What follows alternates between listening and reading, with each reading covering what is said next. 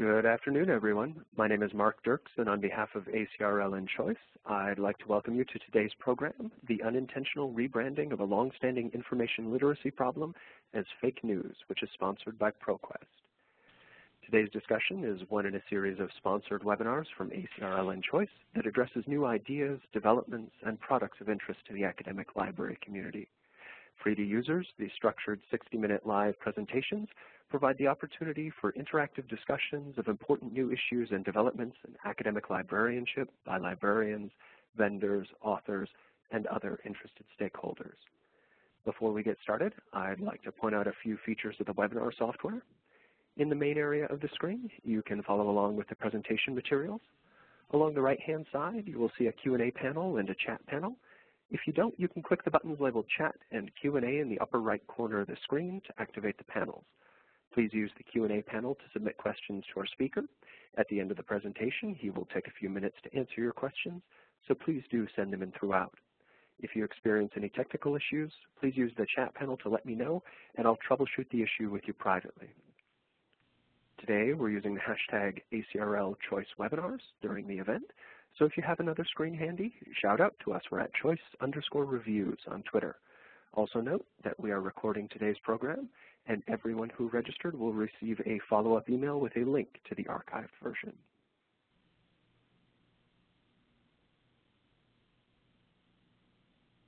Our presenter today is Dr. Adam Blackwell. Dr. Blackwell currently works on the platform team at ProQuest, where he is focused on improving the research experience of its various user groups.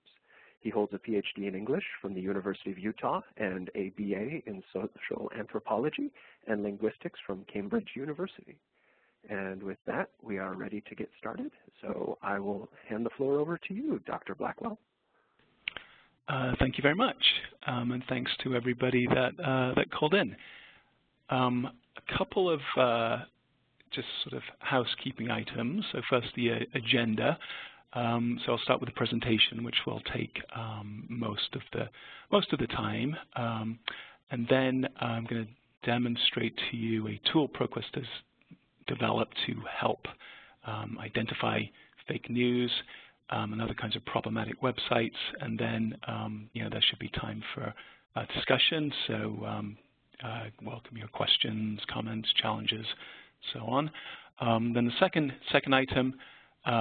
By way of disclaimer, the full title that I came up with is actually too long for ACRL and for email, so I had to cut it down and only give you the stuff after the colon. And I suppose in the spirit of full disclosure, I should indicate that what I cut out, the bit before the colon, was somewhat more salacious, and so I want to let you know that.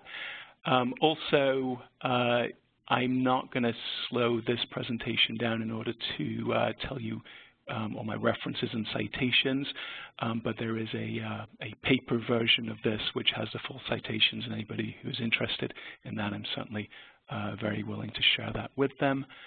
And then probably the most important disclaimer is, I actually don't consider this a political presentation, at least not in a partisan sense. However, some of the examples I use may be sort of a bit politically sensitive, and so I just wanted to make clear that the views I express here are mine and not ProQuest's as an organization. I work at ProQuest, and as a former educator, I retain an interest in this kind of stuff. But anyway, so without further ado. We hear about fake news all the time now, but I wanted to try and put some numbers to it. I want to try and quantify this increase in this interest in fake news. So here's what I did. I looked at all of the newspapers in the various ProQuest news databases, and I compared 2 periods. And what I was looking for was the number of articles that use the term fake news. And so I looked at 2 periods. The first period corresponds with the date of Barack Obama's first inauguration and goes all the way up until the day President Trump accepted the Republican nomination. That's a period of about 7.5 years. And during those 7.5 years, the term fake news appeared in 4,226 articles.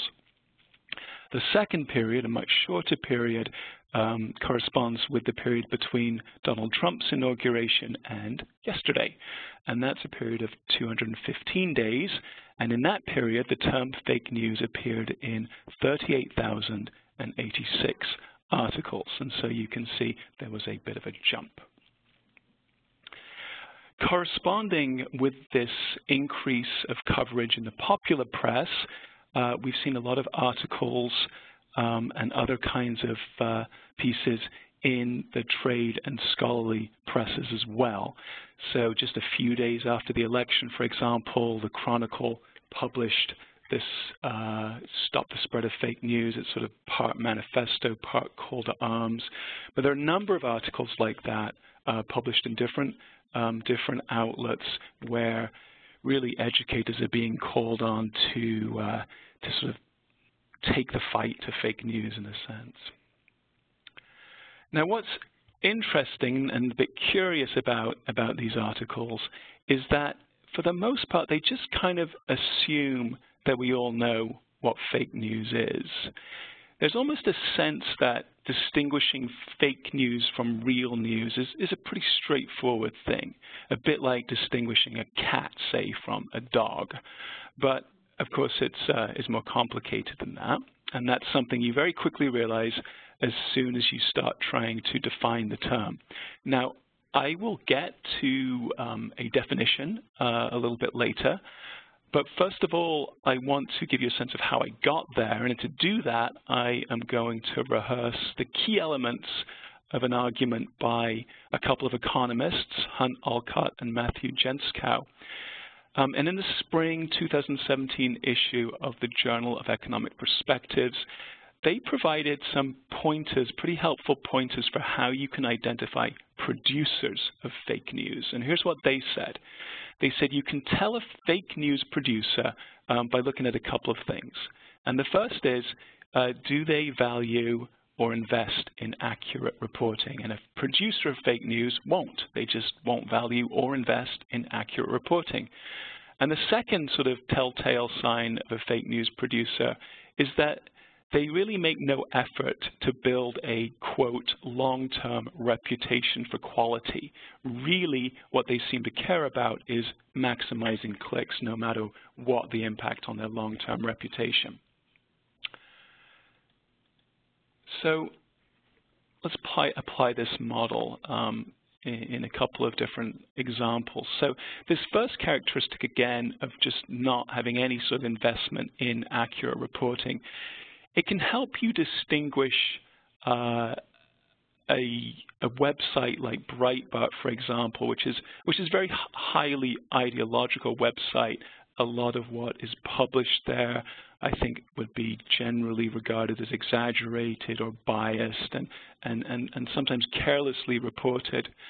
But there are rarely outright fabrications at Breitbart.com. Now, you contrast that with a site like Ending the Fed, which famously during the election season reposted an article about the Pope endorsing Donald Trump. It wasn't true, of course. But a site like this, I think you would be using the model that Jenskow and Olcott provide. It would be classified as a fake news site. The technology reporter Tess Townsend says much of what's published or linked to at endingthefed.com is, in her words, demonstrably false. So the second characteristic of a fake news producer then is that they just don't really care about the long-term reputation and don't care about quality. And this is what can permit distinctions between fake news producers and producers of news that is, in many cases, demonstrably false, but is clearly intended as satire. So you take The Onion, for example. You know, a lot of the information in The Onion is demonstrably false, but it's clear that the satirical site's parent company remains highly invested in building a reputation for the quality of its satire. And you've seen this when there have been a couple of occasions where I think the sense has been that the Onion has gone too far, and then the parent company really gets involved and tries to smooth things over. They do care very much about their reputation. So I want to sort of take a step back here and just make an obvious point about this model, or about any models. And that is, models, we don't measure them or evaluate them based on whether they're true or false, because models aren't true or false ever. What they are is more or less useful. And the Alcott-Jenskow model of defining fake news producers is useful because it's very versatile. And one example of its versatility is it helps make distinctions not just between different kinds of news organizations and news websites, but also between different kinds of individuals who produce news. And we can see this distinction very clearly in two memorable moments in the 2016 US presidential election campaign. The first one involved Hillary Clinton, and it occurred during the third debate. And this debate was being held, if you recall, in the middle of a series of leaks orchestrated by WikiLeaks. And one of the most damaging leaks concerned a speech that Clinton had given to some Brazilian bankers. And in that speech, Clinton had said that her dream was a, quote, hemispheric common market with open trade and open borders. Now, a few years earlier, this kind of comment probably wouldn't have raised any eyebrows. It would have been seen as a pretty sort of boring comment about, trade, and it was a pretty orthodox comment. But 2016 was a little bit different because in America and out throughout the world, anti-globalist sentiment was really on the rise. And so when Clinton was challenged by the moderator, Chris Wallace, to articulate a clear view, it was no surprise that Clinton downplayed the scope and significance of her remarks. She claimed that, far from being a proponent of expansive immigration and free trade, she was making a very narrow point, really just about the desirability of a, quote, energy system that crosses borders. Now, here's the thing about Clinton's response. It was almost certainly untrue. Despite her protestations to the contrary, context suggests that she had indeed been trying to reassure the Brazilian bankers, who were paying her quite a lot of money, that she was a strong proponent of open borders. Now, you couldn't prove Clinton was lying, though, because nothing she said was clearly and demonstrably false. Now, you contrast that exchange with one from the second debate. Now, a few days before that debate, this was when we had the release of the infamous Access Hollywood video, where Trump was bragging about being able to get away with all sorts of things, including sexual assault. Now, in that context, co-moderator Anderson Cooper asked Trump about a tweet he had sent criticizing a former beauty contestant and encouraging people to, quote, check out a sex tape. Now here, Trump, like Clinton, was forced to respond to potentially damaging information. But unlike Clinton, Trump gave a response that wasn't so much probably untrue as it was flat out and verifiably untrue. He said he had never told anybody to check out a sex tape. Now, unlike Clinton's highly misleading comment, Trump's outright denial was straightforwardly contradicted by the known facts. So here, and on many other occasions throughout the campaign, Trump himself was a producer of fake news. Again, going back to the model that I started with, Trump seemed not to value even minimal levels of accuracy, and he didn't appear to worry that outright lying would harm his long-term reputation. So here I want to actually attempt a definition of fake news as opposed to fake news producers that we've been looking at. And so I would define fake news like this. Fake news refers to stories that A, contain clearly and demonstrably false information, and B, that are created or shared by entities who don't value even minimum levels of accuracy and who don't care what kind of hit their long-term reputation is likely to take when their dishonesty is exposed. Now, when you define fake news like this, and I would argue that's a fairly narrow definition, then it's not clear how much impact fake news had on the 2016 election. While there are a number of studies that suggest that the fake news stories strongly favored Trump, there's disagreement over how big a role they played in putting him in the White House. And so Alcott and Jenskow, they ultimately conclude that the impact of fake news on the election was pretty small, almost certainly smaller, they said, than the already small margins by which Trump won the decisive Rust Belt states of Michigan, Wisconsin, and Pennsylvania. Others, including a guy called Paul Horner, he's the one who was responsible for such fake news stories as the one detailing the emergence of a huge pro-Trump Amish voting lobby. He disagrees, and this isn't directly relevant to my talk today, but just parenthetically, Horner was actually a Trump critic who says he wrote stories just to make fun of the gullibility of Trump supporters, but unfortunately they were widely shared, and Horner now says he believes that it's because of him that Trump's in the White House. Now, while Alcott, Jenskow, and Horner disagree on the impact of fake news on the result of the election, they all appear to believe that when it came to fake news, voters exposed to fake news were, in some sense, passive recipients. Their assumption seems to be that regardless of whether or not fake news changed many voters' behavior, that nonetheless it convinced some people to believe things they otherwise would not have believed.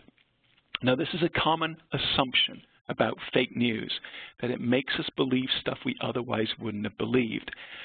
But a strange case from the academic world suggests it's wrong, and that in the end, fake news is less likely to determine what we believe than it is to reinforce what we believe already. Now, you probably haven't heard the name Dr. John Lott, but you may well have heard two of the arguments he popularized, namely that guns are used defensively millions of times every year, and that on almost all of these occasions, it's enough to merely brandish a gun to send the would-be criminal running away. And so here's how Dr. Lott put it in the 1998 edition of his much-quoted pro-gun book, More Guns, Less Crime. And this is what he wrote: if national surveys are correct, 98% of the time that people use guns defensively, they merely have to brandish a weapon to break off an attack.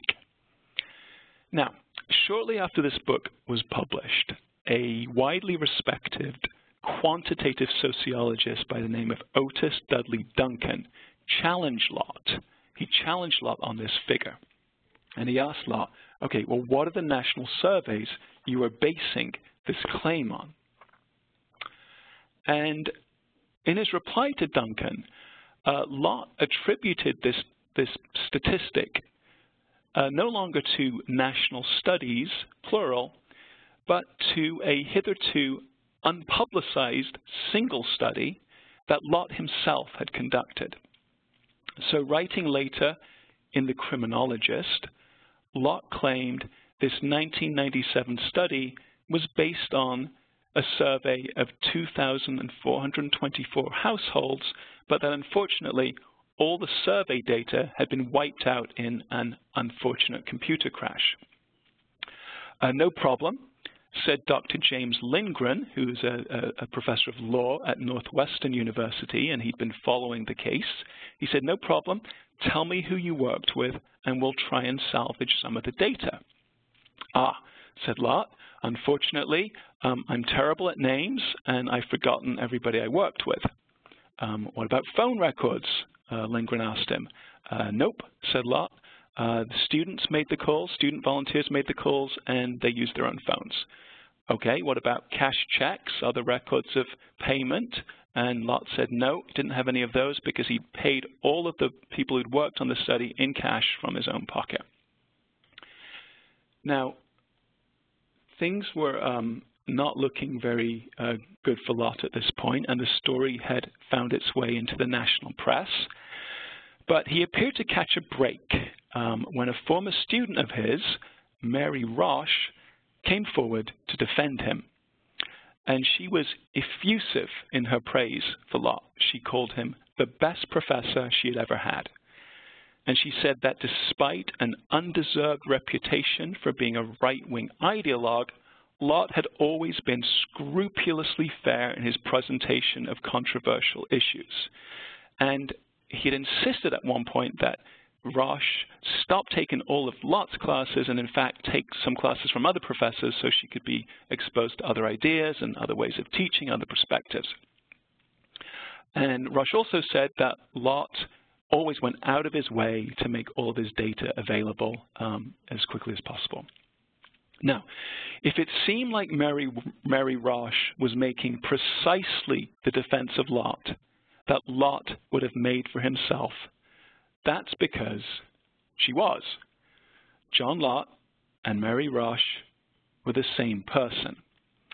And this fact was uncovered when Julian Sanchez, who was a fellow at the Libertarian and incidentally pro-gun Cato Institute, noted that the IP address on Roche's comments and the one on Lott's emails were identical. So more digging revealed some more deception. A harrowing first-person account of a persistent stalking was not an authentic cri de coeur from a terrified female Dartmouth student, but was instead a pro-conceal carry piece repackaged by Lott from an article he'd written months earlier for the Daily Caller. A pro-right-to-carry paper had not, despite Lott's claim, been published in the September 2015 issue of the peer-reviewed journal, Econ Journal Watch, and 17 glowing reviews of Lott's books and 10 highly critical reviews of books by Lott's political opponents had not been written by anonymous Amazon and Barnes & Noble readers, but by, you guessed it, Lott himself.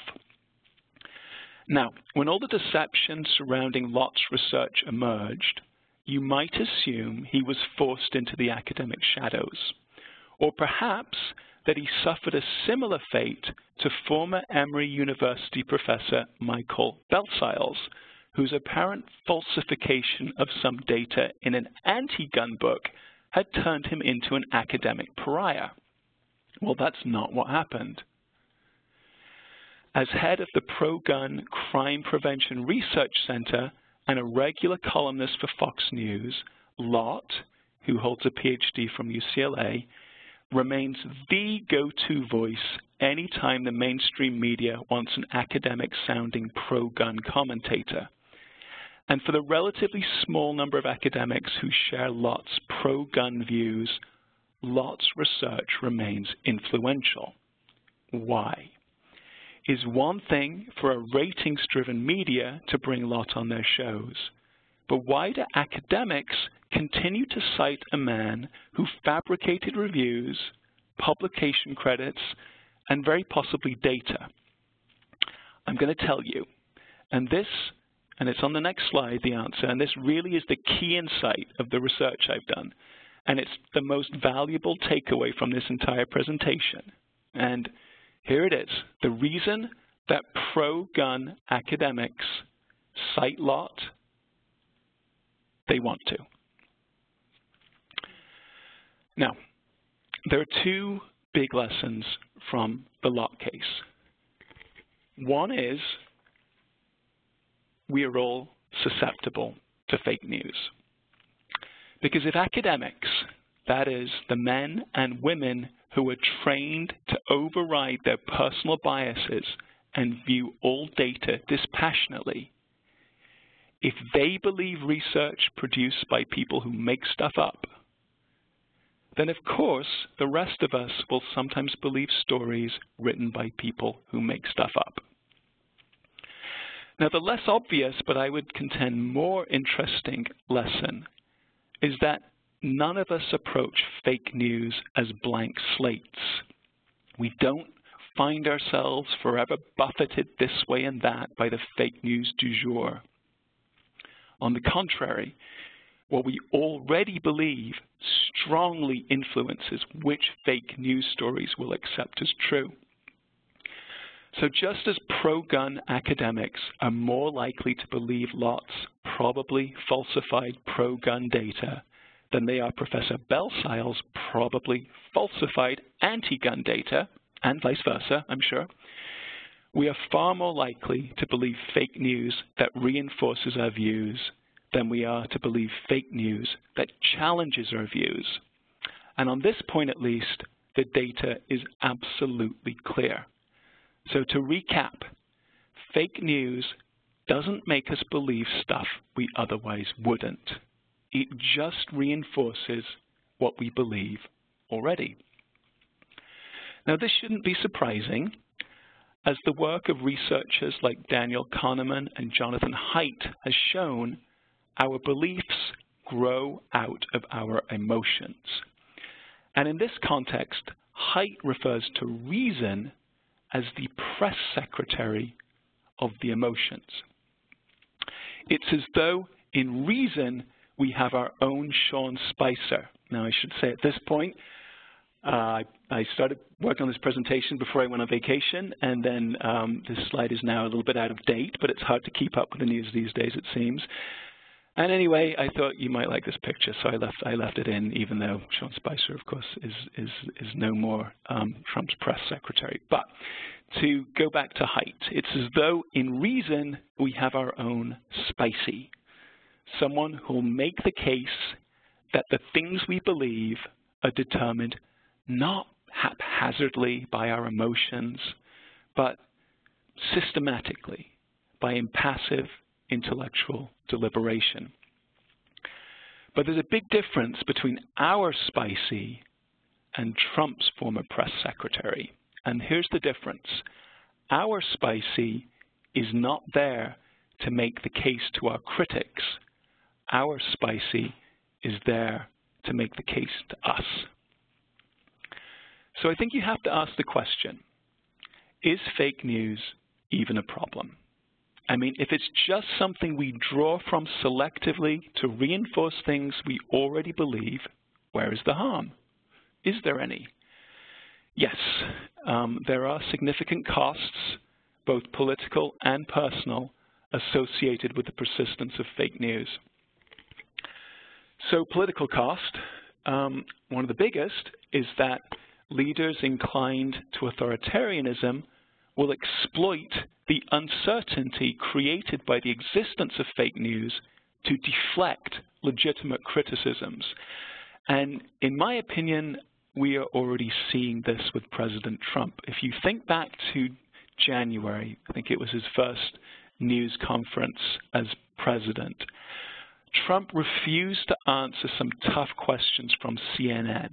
And he said he wasn't going to answer any questions from CNN because CNN was fake news. Now, he likely made this accusation because CNN was reporting accurately that U.S. intelligence officers had briefed Trump about the existence of an inflammatory Russian dossier. But in the exchange with a CNN reporter, Trump turned the concept of fake news on its head. In his new formulation, fake news wasn't false information that looked real, but rather real information that could be dismissed as false. There are also significant personal costs to the persistence of fake news. And one of the biggest is, and this may be counterintuitive in some ways, but one of the biggest is increased anxiety. Now, again, think back to the election, those of you that were in this country.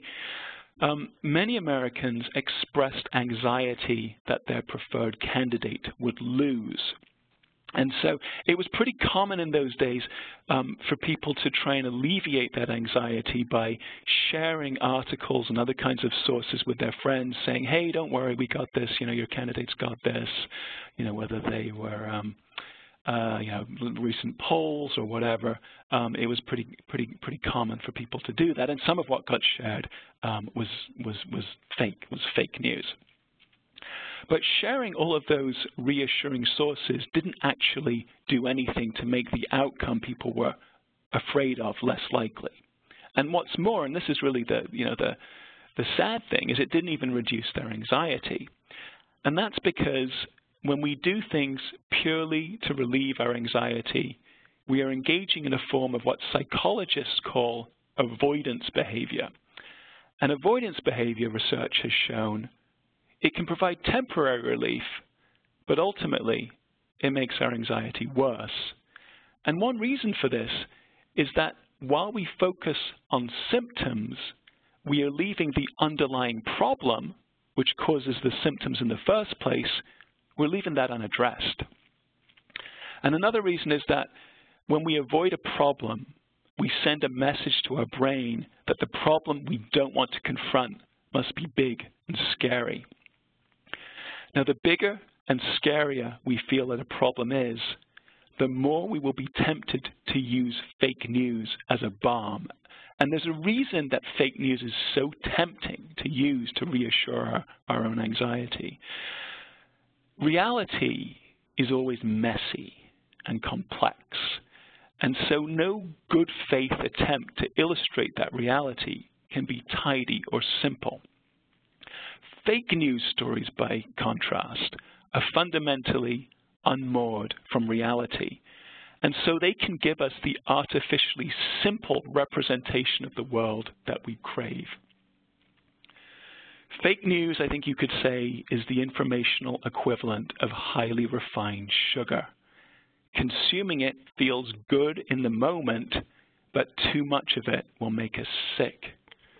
So what can we do to try and halt the creation and the spread of fake news?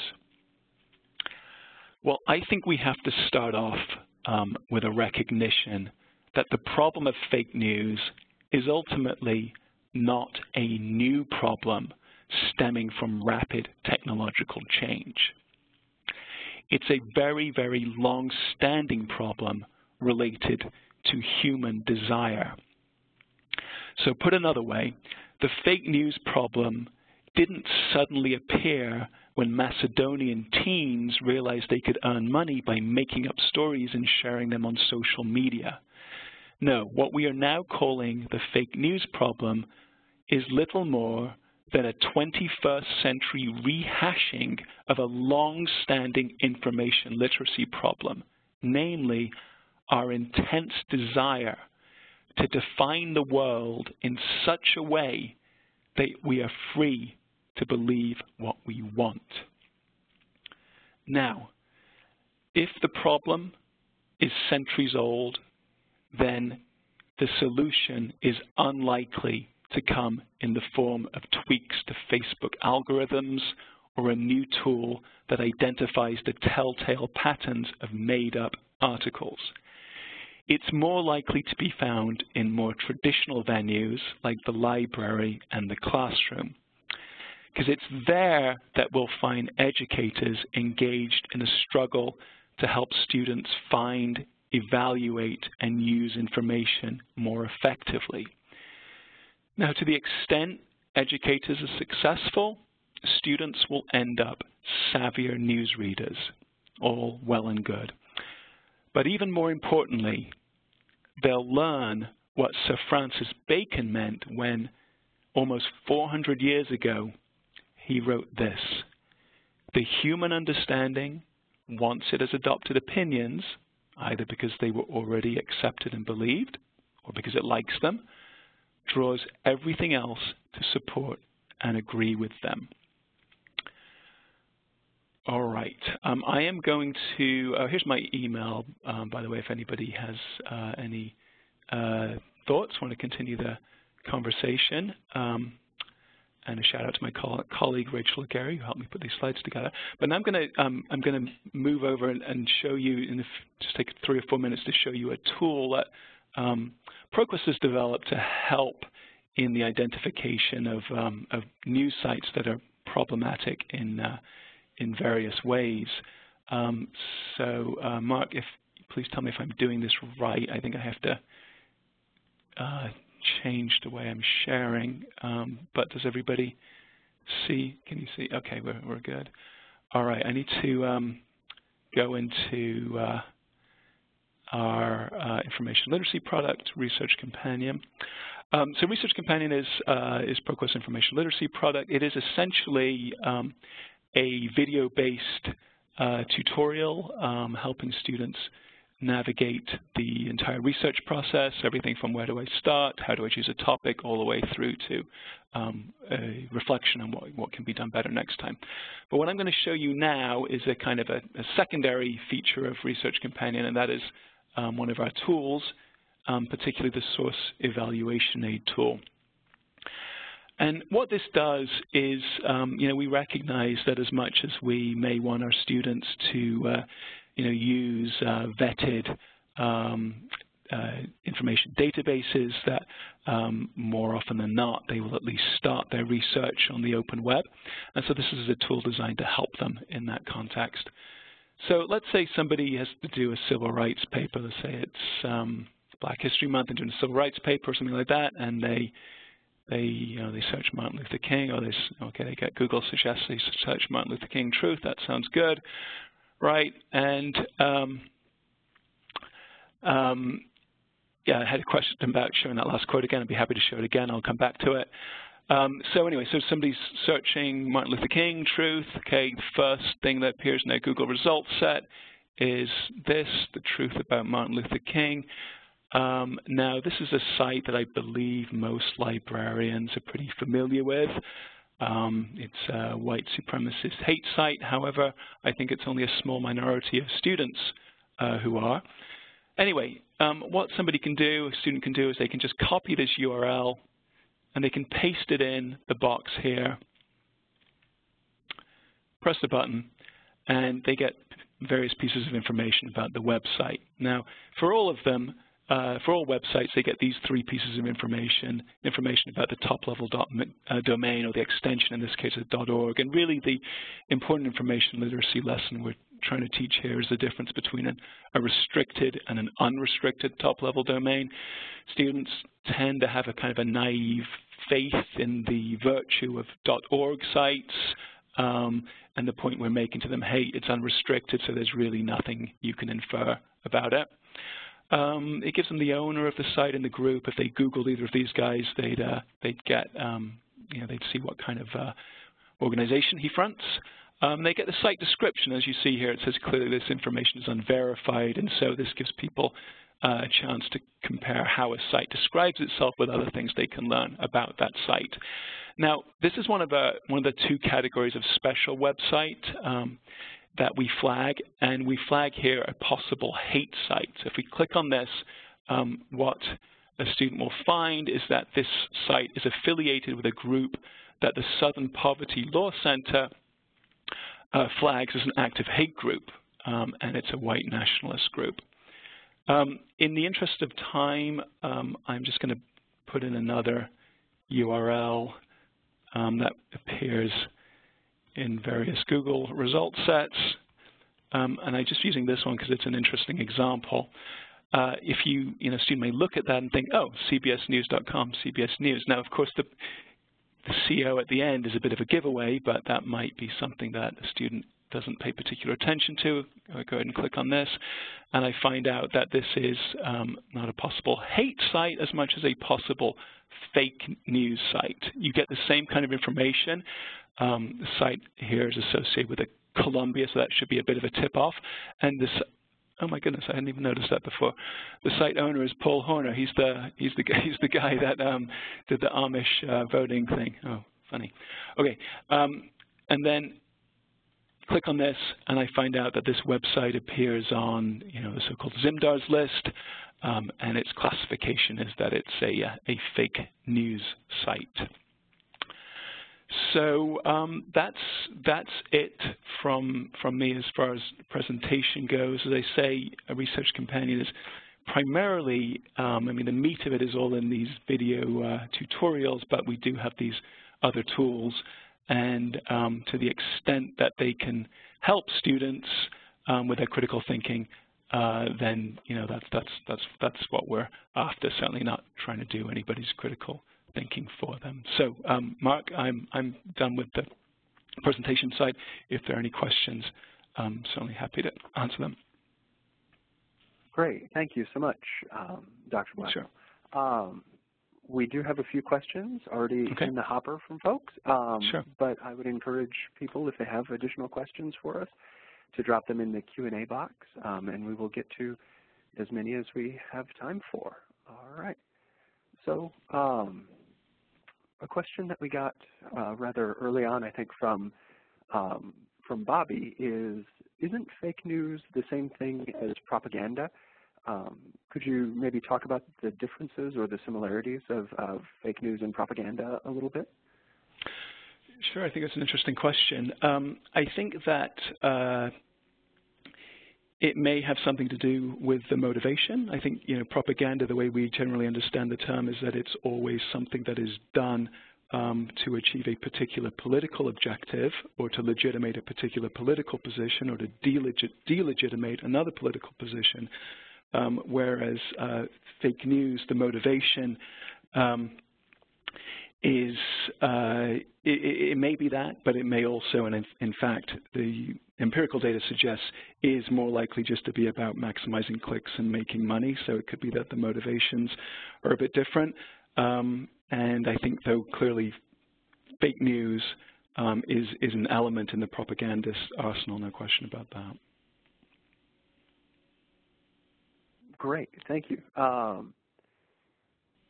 Let me see. So we've got a question here that just came in from Anne, and Anne asks, how do you keep up with sites for the source evaluation aid? Mm-hmm. Right. So when we originally released Research Companion, we did not have either of those flags in. And so what that allowed us to do was kind of take some time and think about how best to do it. And one of the decisions that I was the product owner for the development of this product, I made it is like, I didn't want to put ProQuest in the position of making that call, because one, that's not ProQuest's expertise. There isn't any particular reason why anybody should trust our judgment. And so I canvassed a number of librarians, both in schools and universities, and the group that seemed to command the widest, the most respect among the widest group was the Southern Poverty Law Center. And so we got permission from them to use their list of active hate groups, and then our editors really scoured the internet and looked for all the websites that were associated with those hate groups, and we flagged those. We did the same kind of thing with fake news and using this Zimdar's list, although in this case we only use a pretty select subset of it, because I think that that list tends to define fake news a bit more broadly than I have done here. And in terms of how we keep up, we have it set up in such a way that we can review the Southern Poverty Law Center list and the Zimdar's list periodically, and we can update our sites that we're tracking accordingly. So I think we're tracking currently about 500 of each, and obviously there's a lot more than 500 hate sites, a lot more than 500 fake news sites, but it represents probably, certainly the vast majority of what students are likely to find. Great, thank you. We've also got a sort of a demo question here for you. Sure. From Katie, who asks, can you please demonstrate the source evaluation aid with a legitimate website? What is it that students see? Oh, sure. Yeah, sure. So I'll just put in New York Times I mean, again, it's kind of an artificial way I'm doing this. I mean, students will most likely be doing their Google results and then copying and pasting URLs. So you get the same information. Sometimes because this is the automated part of it. Not all elements will always be there. So I see here we couldn't for some reason pull site owner, but again, you always get these 3 pieces of information, if we can populate it anyway. Really, the bit that I stressed is, I would stress this, I was an educator, and I would stress to my students is this is really the critical thing that we're making clear here. It's the top-level domain, and in particular, is it unrestricted, in which case you may sort of instinctively think or feel a .org is reliable, but really, you could have a website that was, kept up by a company that was devoted to making a massive profit on the sale of sort of human organs or something, and it could be a .org. It really doesn't mean anything, and that's really the information we're trying to teach them. This is actually not a particularly interesting one. If I had put in, for example, NBC.com, I would have seen that the owner was General Electric, and so that can be interesting information to know, particularly when a student is on NBC or MSNBC.com and they're reading an article, say, about an oil company. I mean, that can be helpful information. Great, thank you. I think we've had a request to view the final quote that we ended on. Right. Just zip over to that real quick. Yep. There it is. There we go. So if anyone was looking for that quote from Francis Bacon, it's available there for them. We've also got several more questions in the queue. Let me see. So we have a question here from Kelly, who asks, what are some concrete ways we can change the culture around what we refer to as information literacy? How do we empower people, and especially students, to think critically about information? Yeah, that's a big question, but that's a tough one. Yeah. I mean, I think the thing that the message that I would try and get across is that the students are really shortchanging themselves if they think about developing information literacy skills primarily as something they do in the classroom and because that's what you need to do to graduate. I think that to the extent that we can make the case that there is a bridge between the classroom and the real world, and that the skills they pick up in the classroom are going to be skills that they will use throughout their lives, in all aspects of their lives, that it may be an easier sell. I mean, an example I used to use with my students is, look, in your life you may very well go and buy a car, and information literacy skills can help you get a better deal on that car because it will help you cut through what's noise and what's signal, so to speak, and you won't be distracted by the things that the car dealer is wanting to distract you by, and you'll be able to remain focused on just the facts and getting the price you want. So some kind of connection to the real world, I think, tends to is probably something that can be helpful, but it's a tough call because sort of as humans, I think we're just kind of invested in not learning this lesson because we want to believe the world is as we feel it should be. And when you recognize the limitations of your thinking and your ability to analyze and not be fooled, then that's it can be in some ways a depressing insight because it makes it harder to continue to see the world as you want it. But yeah, so sorry, I don't have a good answer for that, but it's a good question. It's a really important question. Yeah, thanks. And I think that what you're saying there about tying it into sort of everyday uses and things like that makes a lot of sense to me at the very least. We've got a couple of questions about. I believe you mentioned at the beginning of the presentation that you have a paper or a PDF. Yeah. Is that available to participants? Yeah, anybody who wants to email me, just please feel free to email me. I'm just adam.blackwell@proquest.com. I'll be happy to send it to you. Great, thanks. Yeah, it's heavily footnoted, so anything that you saw in here you want to follow up, I imagine there'll be a reference that will lead you in the right direction. Great, that's very helpful. Thank you. So we have a question about, we have a question here from Brady that came through that is simply, where does the site ownership info come from? The site ownership comes from, you know what, I'd have to get my development colleagues to tell you exactly, but basically when a website is registered, you have to indicate who the owner is. Now, there are some ways of getting around this. In fact, I was just reading something today about if you follow 538 at all, there's an article today on fake news polls and fake news poll companies.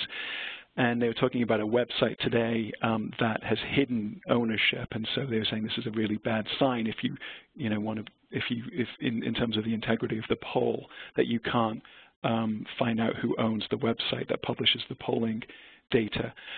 So for the most part, a company has to provide it, but they can. They're in some ways, in some circumstances, they can get around it. And so it's just we have a way of automatically looking at the metadata and pulling that out. It's not 100%, but most of the things that most of the websites out there, we can get that. You have that information. Interesting. We have a question here from Michael. And Michael asks, what are some older terms for fake news that were commonly used prior to Trump? You talk a lot about how this is an older phenomenon, something that predates our current era. So do you have any examples of what people were calling this sort of information before Yeah, that's an interesting question. I mean, I guess the first thing I'd say is that the term fake news has been used in other parts of the world more frequently than it has here until recently, and so even fake news outside America is a relatively old term. I mean, I think somebody asked a question earlier about propaganda. I think sometimes you know, those terms have been used synonymously. I don't know. That's a good question.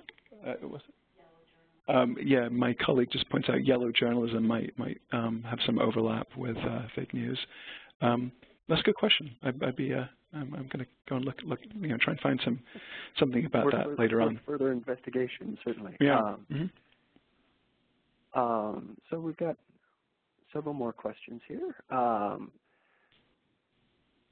Let me see. So we've got one that came through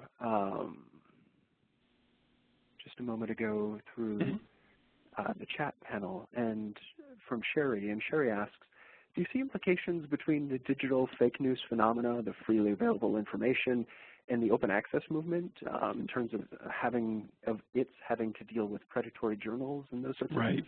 Are there parallels there or not? Well, I think the big similarity is that, in a sense, the conditions that allowed for the open access publishing movement are those very same conditions that allowed for a real proliferation of fake news, and that is that it just has we have basically removed the barriers to self-publishing of any kind. While we lived in a print world, you know, there were significant costs associated with fake news, and you did have to worry about your reputation because it cost a lot of money to print a newspaper every day. We basically removed the technological barriers and the financial costs associated with publishing, and so there's no real cost to publishing fake news. I mean, if nobody pays any attention to it, you're not really down anything. So I think they are both responses to the you know, or both made possible by a change in these technological conditions. I think obviously the open access movement is largely a you know, a force for good, though you know, there are clearly concerns, whereas there's not much good to be said about fake news. Sure, sure. Question here from Rachel, who asks, how do you see the tool developing in the future? Well, I think we will continue to, add hate groups and add fake news organizations, as I mentioned in the earlier in response to the earlier question. We would be, I mean, it was a really good opportunity for me to lead the development of this product, because I was really given kind of a free hand by ProQuest to do the research necessary to make it useful. I'm now doing something else, but I still remain very interested in ProQuest as a company, something as a culture where we're very interested in what customers want. And so if anybody has any ideas of what it could do differently or what we could do better, I would very much like to hear them. Great. And I assume if folks have ideas, they can email you. Absolutely. Great. We've had a few questions about whether there will be an archive of this webinar, and I'll just handle those right now and say that yes, we have recorded this session, and we will send out a link to everybody who registered so that they can pass it around as they see fit and watch it at their leisure. If you had to step out, or if you missed a particularly interesting slide or something of that nature, it is available to you. We've also had a couple of questions about whether Research Companion is a standalone product or if it's bundled with other products. How are folks able to access this? Sure. The videos are stored or hosted on the cloud, and so you just put in research. I think it's pqrc.proquest.com or something. It's just available on the web. It is a standalone product, although I think our sales reps often sell it in conjunction with other things, because I think one of the things you'll find when students go through the videos is they learn the value of the other resources that your library has.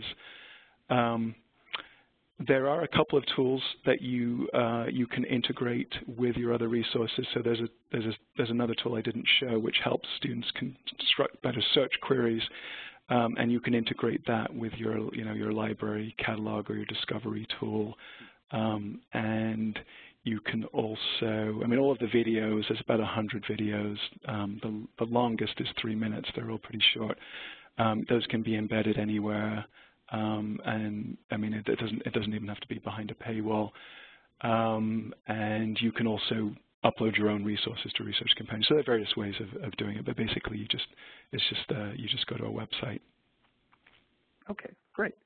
And we've had a comment sort of about sending out the link. That simply sending out a link to the recording is simply to make it as easy as possible for folks to get it. We do post all of our videos on YouTube.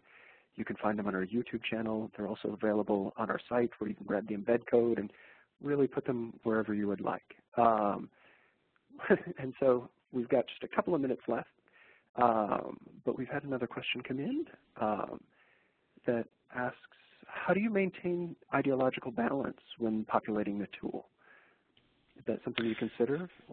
Yeah, well, it's obviously a tricky question, and that was, I say, why I felt it was important at the start to just remove ProQuest from the arbitrator's role.